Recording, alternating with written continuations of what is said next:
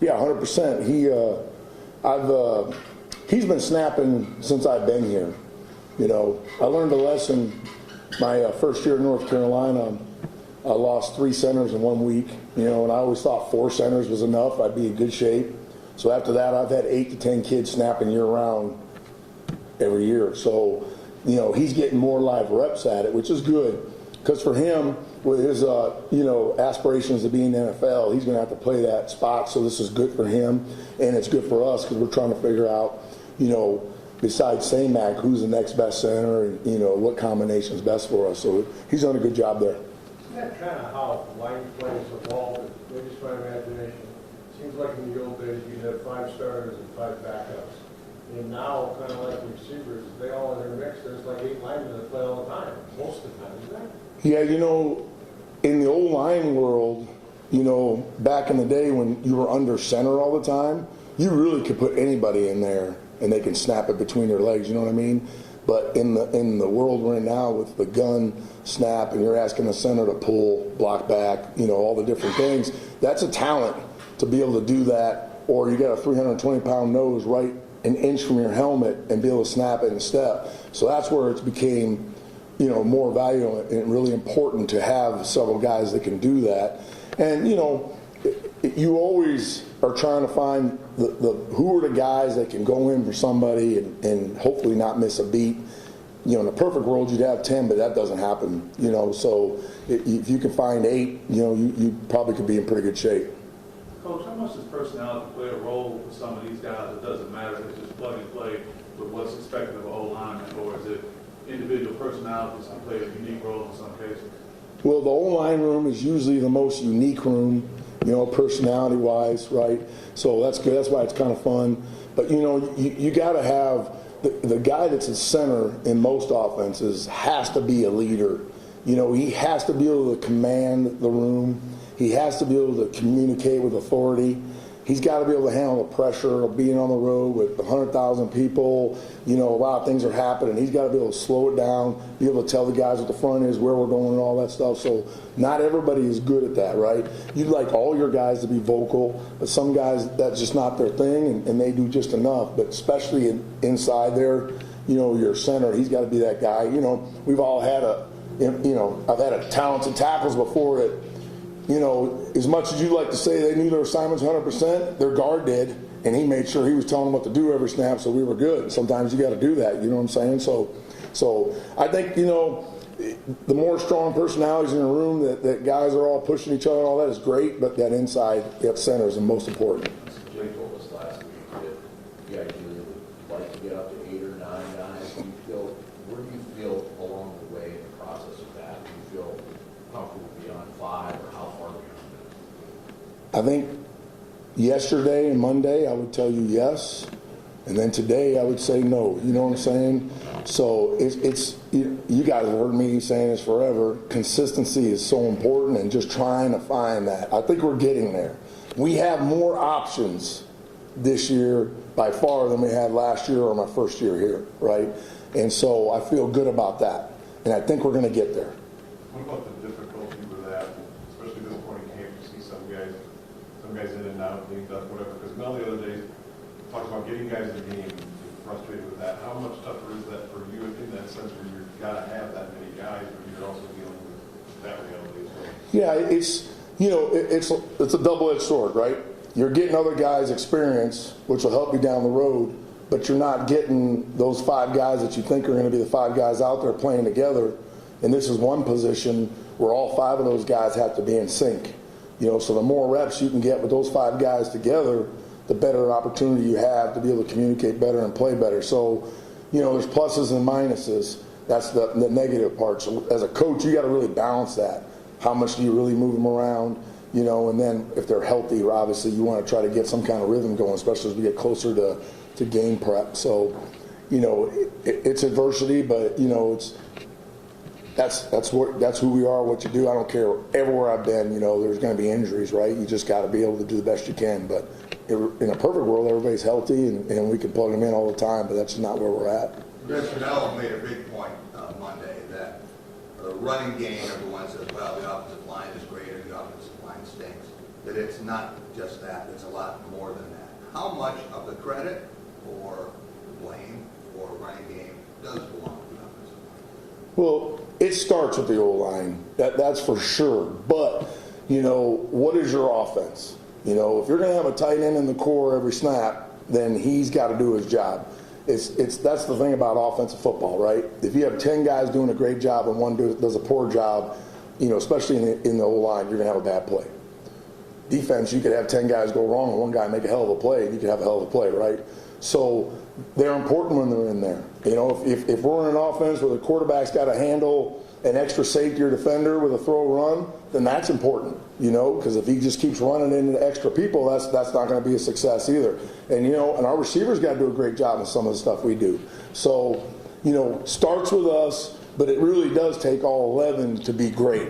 You can see a lot of examples of runs, go back to 21 when we had some big runs.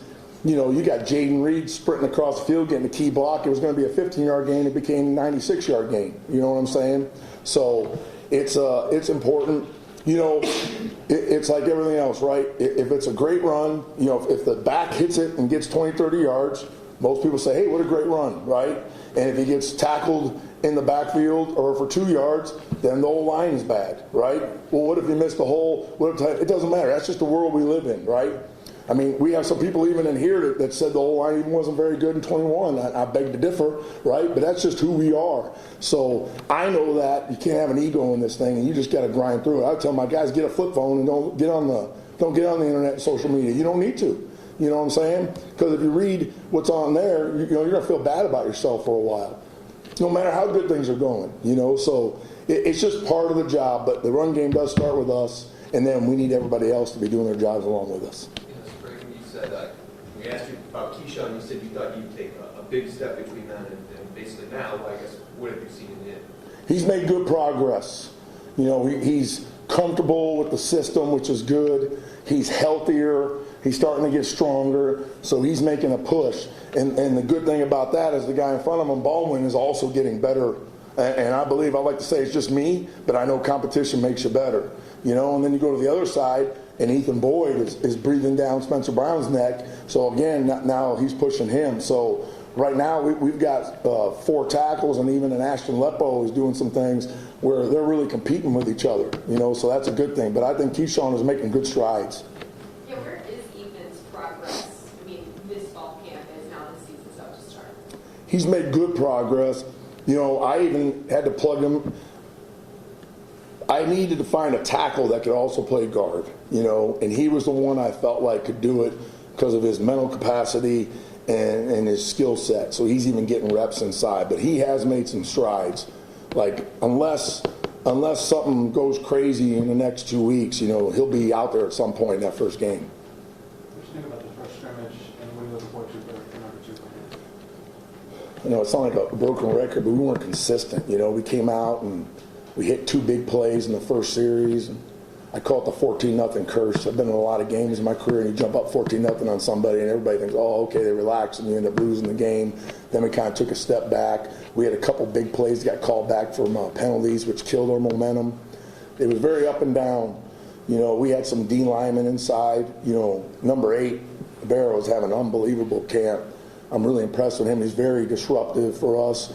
And, then we kind of lull. And then we go into the red zone, and we had some really good things. And then the ones drove down the field in the 2 minute and scored. So it was up and down. I don't know if that's good or bad sometimes in camp, right? If you're dominating one side of the ball all camp, then you're wondering, are we really any good or are they not very good, right? So you're hoping we're getting a lot of give and take. So I think that's a positive. You mentioned with Simeon, like Mel and everybody's talking a lot about the size up front. Are you liking how that's helping their guy, those battles? It's huge for us. It's like, sometimes, I got to accept the pain for the growth, right? That sometimes they get the best of it. I want to dominate every rep out there. But it really, when you're going against guys that size and are moving around as much as they are and some of the things they do, it makes you grow. It makes you better. If you're blocking guys that are undersized or they have injuries and they're poor up front, you get a false sense of security going into games. So I believe with all my heart it's going to make us better for sure. How many pounds of steak did it take to feed them that night? Man, that was a lot of steaks. Every steak was at least an inch and a half thick and over 16 ounces. And she cooked 30 of them. So that was a lot. So that was almost, what, 40 pounds or 50 pounds of steak. And that was just, that wasn't all the other side dishes and stuff. And they wiped us out. Everybody thought there was leftovers. We posted a picture. A lot of people say, can I come over? I said, you can come over. There's nothing left. So, so that was a good deal. What's that? Coach, get any? You know what? I got like a half of the one steak that was just overcooked. But you know what? I'm good missing a meal as long as they're happy. She was asking about Ethan Boyd, you followed him in high school here. Where have you seen his improvement in the last couple of years, if at all? I think with him, he's always had like the skill set. He has good feet, length, all that. He's gotten much stronger in the weight room. His body has changed. And then it's his demeanor. You know what I mean? Like he has an edge to him, and it shows up once in a while, and it's starting to show up more. And really, the number one thing with Ethan Boyd is confidence. When he's confident, he's very good.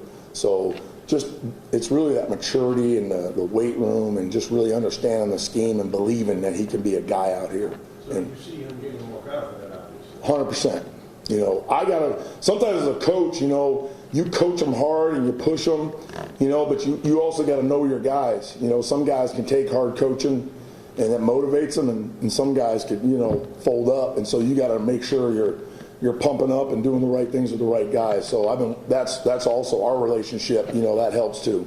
What about those other second and third year guys like Randall and Fincher and Phillips? Where do you see him from those guys? I think, Gino has done some good things this camp. And spring ball, he's changed his body. You saw his before and after picture; it's huge. He's playing center and guard. I'm comfortable with him at either, and he has to go against 8 every snap. And so there's been some tough moments for him, but it's made him better. I like where he's at. Wigginton is making some progress. Who else did you ask about? Phillips and Fincher. Yeah, so Fincher's getting a lot of reps at center, and we need to see him to continue to grow. And Phillips has all the physical tools to be a very good football player. It's just he's got to get to where he's more consistent in what he's doing technically and scheme-wise. But he does have a lot of talent, so he's making some strides. So you're comfortable with kind of that rotation at guard? JD, obviously, the ability on the left side, Gino, we saw starting at the end, and then kind of the guys, I guess, pushing for those spots the most. Yeah, so I would say right now, the guys that are really pushing is Phillips and a Wigginton, and even an Evan Brunning, which, we don't talk about him a lot. He was a walk-on D lineman for us when I got here. We moved him to O-line, and he's done some good things. He's been with us for a couple of years now, and he's done some good things. He's a big kid. So those guys are doing a good job. Braden Miller's been mixing it up inside and outside. So those are the guys I think right now. And then, like I said, Fincher also is making trying to become the guy that can push for time, or know that if you don't have a guy at center, he can be the guy to go.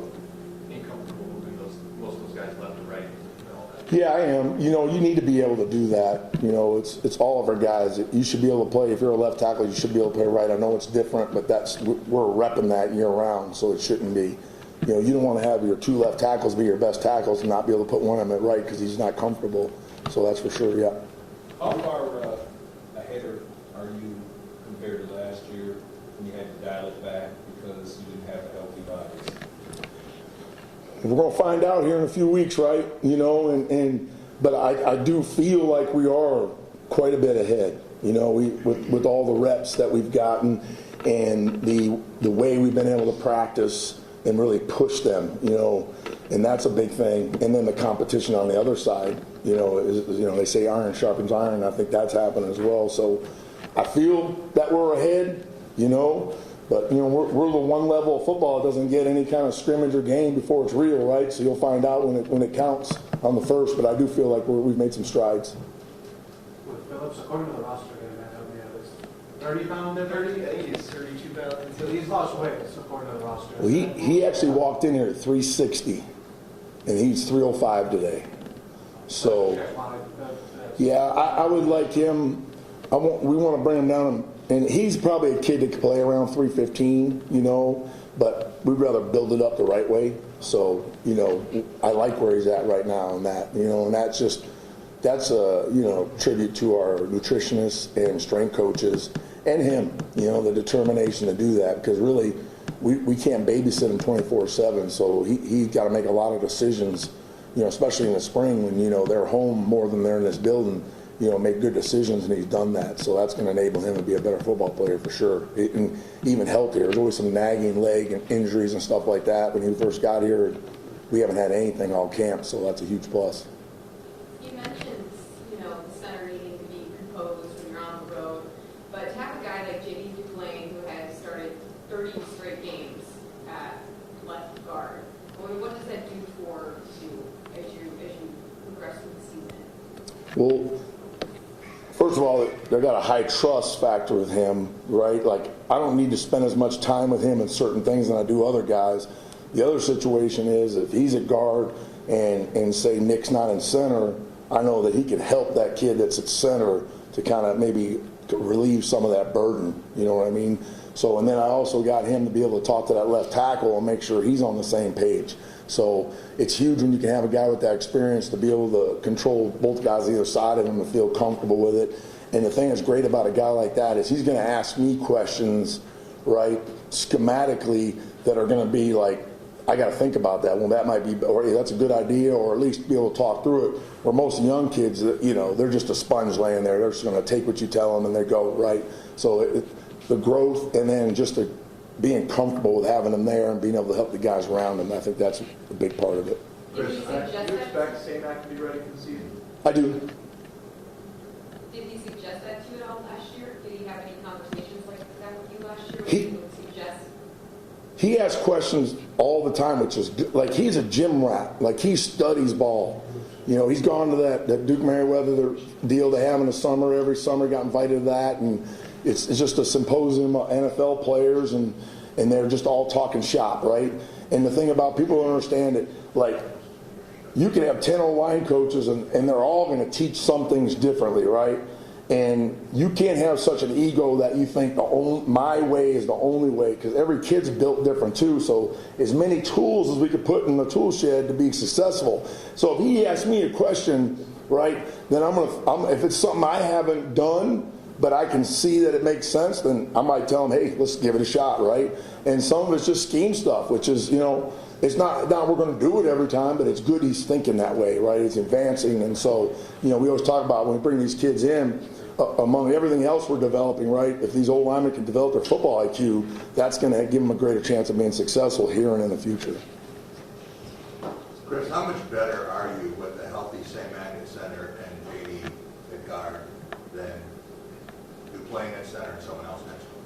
Oh, I think we're much stronger. Just, you know, it's another guy of St. Mac that's had as many starts as he's had, you know, and the experience he has and his athleticism. And, you know, he's a guy that's on the Remington list. He's every scout that comes in talks to me about him. And so, you know, he's a factor, you know, so having him in there definitely makes us stronger. There's no question. And what about Baldwin having the experience of starting last year? You see a different player than you did a year ago. Oh, huge. Yeah, it's a big deal. So, you know, I have high expectations for him this year. You know, he's still not where I want him to be, but he's getting closer, and he's made a lot of improvement. I think, man, there's experience, right, it's you can't equate it to anything else. Being in the fire out there, you know, it's a huge deal. You know, it's I don't know, you guys are around it, but, you know, especially when you're on the road in some of those environments, you know, if you're not a confident dude and you don't know exactly what you're doing, you can get rattled easily. So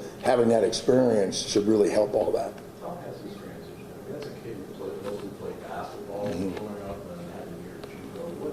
What were the things that came in that you identified that could make him come to this point? Yeah, and it's tough when he went to JUCO was COVID, so he really didn't get, you know, everything you would hope he would get there. And, you know, he was just this big ball of clay that, you know, had great length and feet, and then we had to really develop his football IQ and just get him into that football mindset, and that's where he's really matured.